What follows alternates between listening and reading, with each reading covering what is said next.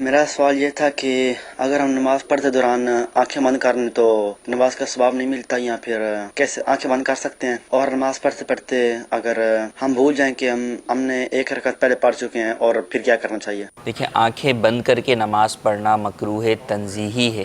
نماز تو اگرچہ ہو جائے گی لیکن بہتر نہیں ہے۔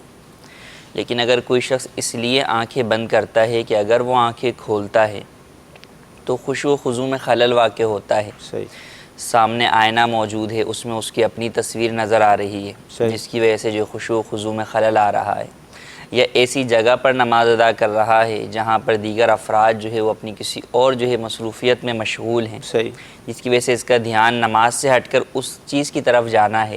صحیح، تو اب اگر اپنی نماز کو مکمل کرنے کے لیے، کامل کرنے کے لیے، اور اس میں خشوع و خضوع مکمل کرنے کے لیے آنکھیں بند کرتا ہے تو کر سکتا ہے، جائز ہے، اس میں کوئی حرج نہیں ہے۔